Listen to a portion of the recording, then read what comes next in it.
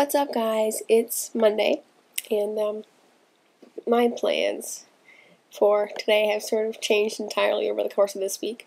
I had actually recorded one of these thingamajiggers earlier, but I had decided to scrap it. I guess a few of you sort of inspired me to do something a little bit different, something that I'm not really used to, but I had tried to record this late last night, but I ended up getting emotional about it, which in a way, it was good for me.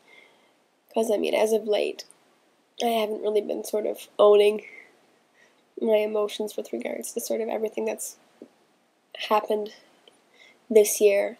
And, it's weird. If you had talked to me about 6 months ago, I probably would have told you I'm the biggest crybaby ever, but it's almost like I can't do that anymore. I think last night was the first time that I cried since my grandmother died, and it probably doesn't sound that weird to a lot of you, because that was only a few months ago, but to me it's strange for me to even say that.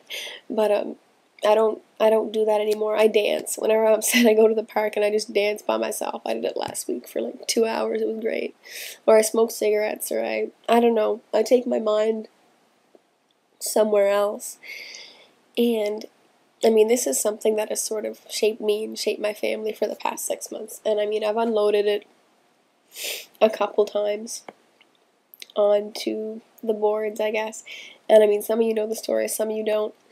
But I guess it was sort of a miracle that I found the boards when I did. I signed up December 27th, I think. And it's offered me so much support that I couldn't find with my family or with my friends at the time. But what had happened was, about 10 months ago, last September, my sister and her boyfriend, Matt, had just broken up. And a couple months before the breakup, they had been very good. They had been very close. And, me and him were close friends. We would always joke about, we're going to be sister and brother-in-law one day type thing.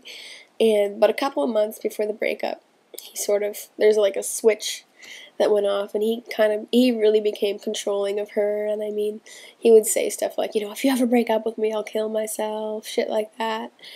And they had been fighting a lot, and she was only 16 at the time. She's 17 now. She was 16 at the time. And she would get physically sick to her stomach almost every night, sort of leading up to the breakup. And because the situation was hurting her so much, and it was simply far too much for anyone, or especially somebody her age, to deal with at that time. And on September 12th, I think it was, she called him up on the telephone. She couldn't do it in person, and she broke up their relationship. And at that time, like I said, he was a good friend of mine, and she was my sister. And I didn't really know what to do about the whole situation, because, to say that he didn't take the breakup lightly would be making a serious understatement. He got obsessive, and he was calling her every night, trying to convince her to go back out with him, and he was threatening to kill himself, claiming she was his, constantly asking if she was seeing anybody else, shit like that. And at the time, I tried my best to sort of bring him out of that and let him know, you gotta leave her alone, just give her space, she isn't seeing anybody else. If you want to be friends again, then you can't act like this, you know what I mean? And what he didn't know at the time was that the night that they had broken up, she had started to fool around with one of Matt's work friends, Chandler. And, she had always sort of had like a mini crush on him, and he was good looking, and he was 25. And they eventually started dating, and it was New Year's Eve of this year, and I was at a friend's party, and it's New Year's Eve, I was wasted at the time, and so was Matt, my sister's ex, and he pulled me aside, and he asked me the same questions, is she seeing anybody else, is she seeing anybody else, and I said no, leave it be. And he told me that I was hesitating. He called me a liar. He told me I wasn't telling the truth. And at that point, I had been sort of worn down, I guess, so much that I told him what was going on. And this was 4 months after the breakup. I didn't expect him to do the things he did that night. And I mean, he got scary at that point. He got violent. He got angry. He was punching walls. His knuckles were covered in his blood. And I mean, obviously, I got very upset and very scared at this point. But he left the party with one of his friends. And I mean, his friend promised me to stay with him until the morning, make sure he didn't try anything type thing. But around 4 a.m. on New Year's Day, my sister had called me and told me that Matt was in jail. And she didn't give a whole lot of details. But it was when she came home the next morning that I had found out exactly what happened. And I guess he had somehow found the address, and he had broken into Chandler's apartment, where they were both asleep at the time. And he found them in bed together, and he attacked both of them. I think it was sort of a miracle in a weird way that the situation didn't get a lot worse than it did. I mean, Chandler's blood was thrown across the room. He had sexually assaulted my sister. He tried to kidnap both of them. I mean, my sister had locked herself in the bathroom and he punched down the door. And, I mean, this situation, as it would have, like, anyone has brought out the worst in my sister. And, I mean, obviously I've dealt with a lot of guilt. A lot of, I don't even know what you call that, but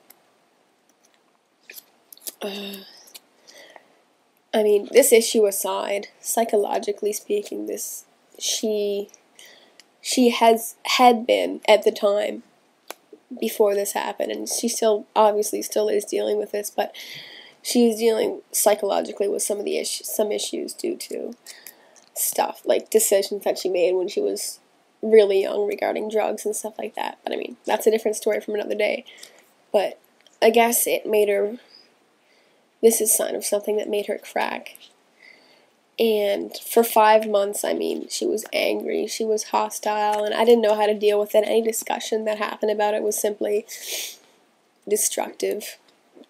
And it wasn't about a week after this happened, a week after New Year's was when me and my sister would say, 1 or 2 words to each other. And I mean, this wasn't something that I was used to at all. And me and her had always been, I mean, we would fight like sisters do, but we had always been fairly close.